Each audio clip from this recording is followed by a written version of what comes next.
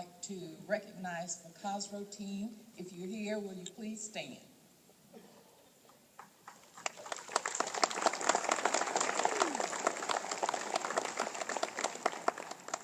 Thank you. Bishop Wallace Paget, it is an honor to announce this year's recipient of the Louise Branscomb Barrier Breaker Award.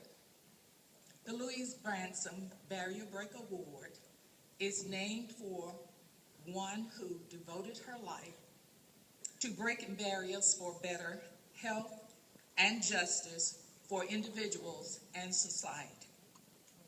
Working through her medical practice and the United Methodist Church, though not exclusively, she advocated for social, racial, economic, and gender justice for all. She was also an advocate for peace. Much of her work was done through the Methodist Board of Missions and the United Methodist Commission on the Status and Role of Women.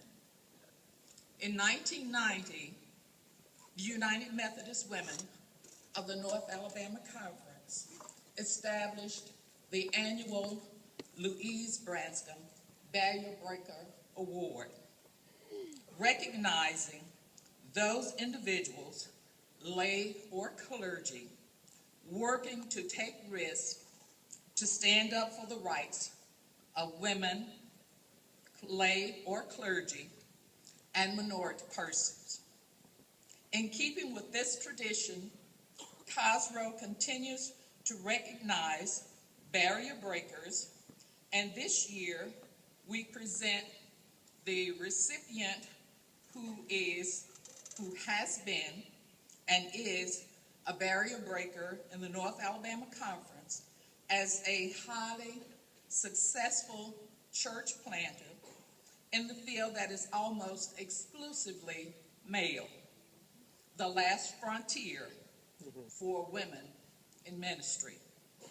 Our recipient is a second career pastor who heard God's call to ministry along with her husband, while members of Good Shepherd United Methodist Church in Madison, Alabama. After serving on the team at Good Shepherd, she and her husband were called to answer God's call, this time to plant a new church. That effort has resulted in many new baptisms and lots of lives being changed. Most recently, the Reverend Suzanne Katschke, our recipient, applied for and received a $1 million grant to build a 400-person community storm shelter on the property at CrossWinds United Methodist Church, located just 1/4 mile from the path of the April 27th, 2011 tornado path. The tornado that ripped apart the Harvest community, leaving a path of devastation and 7 deaths. Her passion for God and love of God's people has set her apart as a leader in the church and community. Reverend Katschke, will you come forward?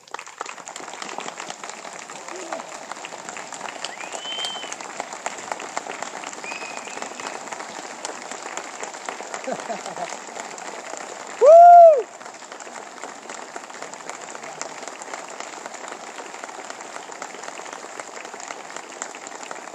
Thank you. None of us ever receive an award by ourselves. I stand here today as a result of all those who've broken barriers before. All of you who continue to break barriers today, and I live in anticipation of the barriers that are yet to be broken. I think what it takes to be a barrier breaker is to have your heart broken. For me, when it came to this grant, the tornadoes of April 27th forever changed me as a person, and they certainly changed me as a pastor. And my heart broke for the local community of Harvest, Alabama. There's a particular street there, Yarborough and Stovall Road.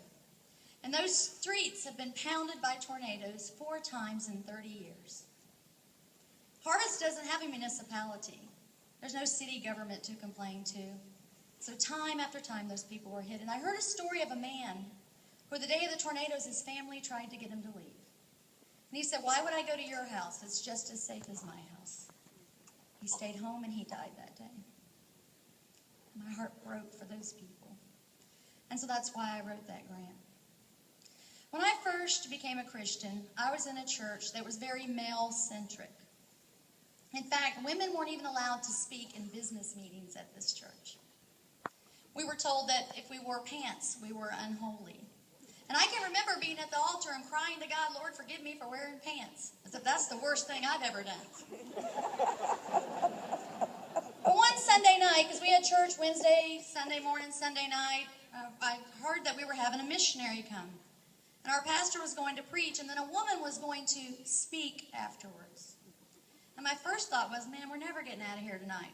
But after I had that thought, I listened to him do his thing, and it was okay. And then she stood up, and she was a missionary. And she'd been on the mission field for 17 years in Africa. And she had brought hope and healing of Christ. She brought medical care and education to the people there. And I had a shift in my spirit, and I thought, why is it okay for a woman to speak to brown people in Africa, but not okay for her to speak to white men in Alabama? Later on, little did I know that God was going to call me out of my career. I was a school teacher, and I loved being a school teacher. Every day was a gift, and it was my ministry. And God called me out, and we wrestled over that, and finally I decided that, yes, I would accept my call to ministry.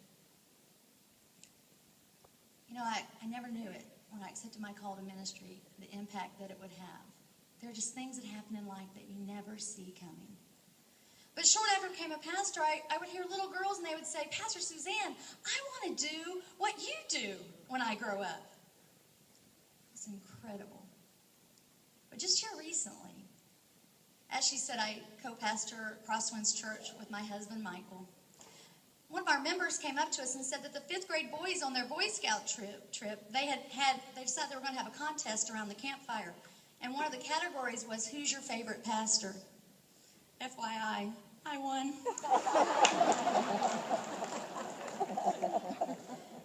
You know, when we think about barriers, we can all think that we're so inadequate. And there's not much that we can do. But I think about what the bishop shared with us last night, that we're all called to be followers. And Jesus was the ultimate barrier breaker. He didn't care about the color of your skin, the language you spoke, your nationality. He didn't care if you were male. He didn't care if you were female. He didn't care how much money you had in your pocket. He didn't even really care what sin you were in the middle of. He met you right where you were. And it breaks my heart that those on the outside of the barriers have this to say about the church. Studies show that people outside of the church say that the church is judgmental, that the church is hypocritical, that the church hates gays and is hateful. That breaks my heart. You know, we look around our world and there's a multitude of people and there's a multitude of problems. I imagine in Jesus' time, when he looked out, there were multitudes of people and multitudes of problems. The scripture tells us that when Jesus looked at the multitudes, he was moved with compassion. And he was moved in such a way that it wasn't just a feeling. Jesus always met people with action. I didn't grow up in the church. I didn't become a Christian until I was almost 30 years old. And Jesus broke through the barrier of my cold heart. And he broke through in a mighty way. And I became a Christian. I was so excited, and I didn't get why everybody else wasn't so excited.